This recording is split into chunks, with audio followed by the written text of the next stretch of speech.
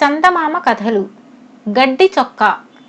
చాలా కాలం క్రితం జపాన్లోని ఒక గ్రామంలో ఓటోకో అనే పనికిమాలిన అల్లరి వెధవ ఒకడుండేవాడు. ఒక రోజున వాడు ఏమీ తోచక ఒక వెదురు కర్ర తీసుకుని దాని కణుపులను తొలచి పొడుగాటి గొట్టం తయారు చేసి దాన్ని కంటికి పెట్టుకుని దుర్బిణిలో నుంచి చూసినట్టు చూసేసరికి గాలిలో ఎగురుతూ టెంగు అనే జాతికి చెందిన పిశాచి ఒకటి కనిపించింది. టెంగు జాతి పిశాచాలు ఆ కాలంలో జపానులో అప్పుడప్పుడు మనుషులకు కనిపిస్తూ ఉండేవి. అయితే వాటి జోలికి పోవడం చాలా ప్రమాదకరం. ఓటోకో చూసిన టెంగు పిశాచానికి చాలా పొడవైన ముక్కున్నది.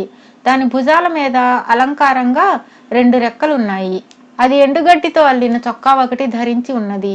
ఆ పిశాచం తన కేసి ఎగిరి వస్తుండడం చూసి ఓటోకో దాని గడ్డి చొక్కా ఎలాగైనా కాజేయాలి అనుకున్నాడు. పిశాచం నేల మీద దిగే సమయానికి ఓటోకో వెదురుగొట్టంలో నుంచి ఆకాశం కేసి చూస్తూ ఆహా, ఓహో, అద్భుతం అంటున్నాడు. పిశాచానికి పట్టరాని ఆసక్తి పుట్టుకొచ్చి ఓటోకో చుట్టూ గెంతుతూ పీల గొంతుతో ఏమిటది, నన్ను కూడా కాస్త చూడని అన్నది. ఏమిటి, నేను కష్టపడి చేసుకున్న దుర్బిణిని నీకిమ్మంటావా? ఇంకా నయం. ఓహో, దీనిలో నుంచి చూస్తే చంద్రుడంత అందంగా ఉన్నాడు. ఏమా పర్వతాల అందం, ఈ లోయల చందం అన్నాడు ఓటోకో. వాడు చంద్రుణ్ణి వర్ణిస్తున్న కొద్దీ పిశాచానికి చంద్రుణ్ణి ఆ దుర్బిణిలోంచి చూడాలన్న తహతహ జాస్తి అయింది. ఆ గొట్టంలో తనను చూడనిస్తే అది ఓటోకోకు తన చెప్పులు ఇస్తా అన్నది, తన టోపీ కూడా ఇస్తా అన్నది. పిశాచం తన గడ్డి చొక్కా ఇస్తానన్నదాకా ఓటోకో బెట్టు చేసి వెదురు గొట్టాన్ని పిశాచానికి ఇచ్చి దాని గడ్డి చొక్కా తీసుకుని అదే పోత పోయాడు. పిశాచం కనుచాటు కాగానే ఓటోకో గడ్డి చొక్కా తొడుక్కుని తక్షణమే అదృశ్యమైపోయాడు. వాడితో పాటు చొక్కా కూడా అదృశ్యమైపోయింది. ఓటోకో ఆనందానికి మేరలేదు.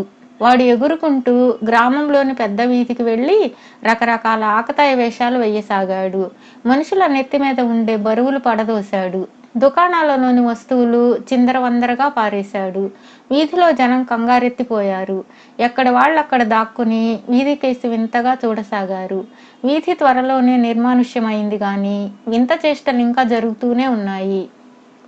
నిర్జనమైన వీధి వెంట ఒక గొప్పవాడు టీవీగా నడుస్తూ వచ్చాడు. అకస్మాత్తుగా ఆ గొప్పవాడి ఎడమ చెవిని ఎవరో మెలిపెట్టినట్టయింది. ఆయన ఆగ్రహావేశంతో వెనక్కి తిరిగేసరికి ఎవరో ఆయన కుడి చెవిని పట్టుకుని గుండ్రంగా తిప్పారు. ఆయన కూలబడి చుట్టూ కలిగి చూస్తుంటే తలుపుల చాటు నుంచి ఈ దృశ్యాన్ని చూస్తున్న జనానికి భయంతో పాటు పొట్ట చెక్కలయ్యే నవ్వు కూడా వచ్చింది. ఇంతలో ఎవరో రైతు ఖరీదైన బట్టలు వేసుకొని వాటిని చేత పట్టుకుని వస్తున్నాడు. అకస్మాత్తుగా ఆ మనిషి చేతిలో ఉండే బట్టలు గాలిలోకి తేలి దూరంగా వెళ్ళి వీధి పక్కన ఉన్న మురుగు గుంటలో పడిపోయాయి. మరొక చోటికి అప్పుడే పట్టిన చేపలు వచ్చాయి. రాత్రి వంటకు చేపలు కొనడానికి వచ్చిన స్త్రీలు తమకు కావలసిన చేపలను ఏరి కొనుక్కుంటున్నారు. అంతలో ఒక పెద్ద చేప ప్రాణం వచ్చినట్లుగా చివాలున గాలిలోకి లేచి తేలుతూ వెళ్ళిపోసాగింది. చేపలమ్మే వాళ్ళు దాని వెంట పడ్డారు. వాళ్ళు దాన్ని సమీపించే సమయానికి అది వాళ్ళ కాళ్ల ముందు పెద్ద చప్పుడుతో పడిపోయి దుమ్ము కొట్టుకున్నది. ఇలా కొంతసేపు ఆకతాయితనం చేసి అలసిపోయి ఓటోకో ఇంటికి వెళ్ళాడు. వాడు ముందు వాకిలి గుండా లోపలికి వచ్చి గడ్డి చొక్కా విప్పి మళ్ళీ తన సహజ రూపంతో కనిపించేసరికి వాడి తల్లి ఉలిక్కి పడింది. ఎందుకంటే తన కొడుకు లోపలికి రావడం ఆమె చూడనే లేదు. తన కొడుకు పడుకొని నిద్రపోయాక ఆమె వాడి గడ్డి చొక్కా తీసి చూసి చిచ్చి, ఈ చెత్త చొక్కా వీడికి ఎక్కడ దొరికింది అనుకొని దాన్ని తీసుకుపోయి పొయ్యిలో పడేసింది. క్షణంలో అది కాస్త బూడిదైపోయింది. ఓటోకో నిద్రలేస్తూనే తన గడ్డి చొక్కా కోసం ఇల్లంతా తెగ వెతికాడు. తల్లిని అడిగితే దాన్ని పొయ్యిలో పెట్టానని చెప్పింది. ఓటోకోకు అమితమైన కోపం వచ్చింది.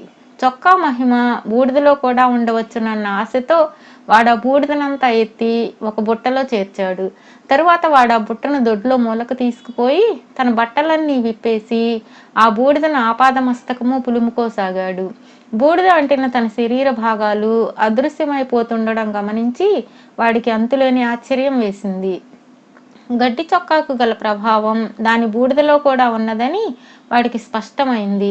ఓటోకో పూర్తిగా అదృశ్యమైపోయాడు. తన ఎత్తు పారినందుకు వాడు పరమానందం చెంది పెద్ద వీధికేసి బయలుదేరాడు. వీధి రద్దీగా ఉన్నది. వాడు అదృశ్యంగా ఆ జనం మధ్య నడుస్తూ ఉండగా సాకి అనే సారాయి అమ్మే దుకాణం నుంచి వాసన కొట్టింది. దుకాణదారు ఒక పెద్ద పీపా నుంచి అందరికీ సాకి ఇస్తున్నాడు. పీపా దగ్గర ఎవరూ లేని సమయం చూసి ఓటోకో పీపా కొళాయి దగ్గర చేరి కొళాయికి మూతి పెట్టి గడగడా తాగసాగాడు. గడగడ శబ్దం దుకాణదారుకు వినిపించింది, కానీ అది ఎలా వస్తున్నది తెలుసుకోలేకపోయాడు. అతని దగ్గరికి వచ్చి చూసేసరికి మనిషి మూతి మాత్రం కనిపించింది.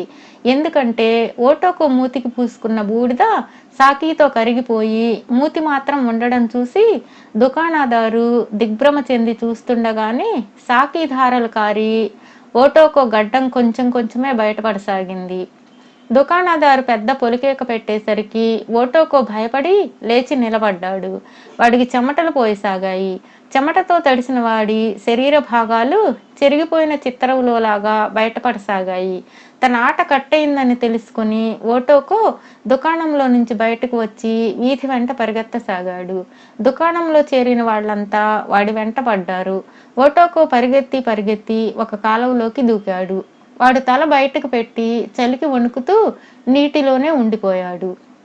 వాణ్ణి తరుముకొచ్చిన వాళ్ళు ఇప్పుడు ఓటోకోని గుర్తించి వాణ్ణి పైకి లాగి వాడి మీద ఒక కిమోనో కప్పారు. నీకు ఈ దుర్గతి ఎలా పట్టిందిరా ఓటోకో అని గ్రామ పెద్ద అడిగాడు. ఓటోకో సిగ్గుపడుతూ తాను టెంగు పిశాచిని మోసం చేసి గడ్డి చొక్కా సంపాదించిన ఉదంతమంతా వాళ్ళకి చెప్పాడు. వాడి కథ విన్న వాళ్ళు విరగబడి నవ్వి, టెంగు పిశాచినే మోసం చేద్దామనుకున్నావా, ఎంత మూర్ఖుడివి అన్నారు. వాళ్ళ ఆ నవ్వులో వాడు వేసిన ఆకతాయి వేషాలను క్షమించి వాడిని వదిలేశారు.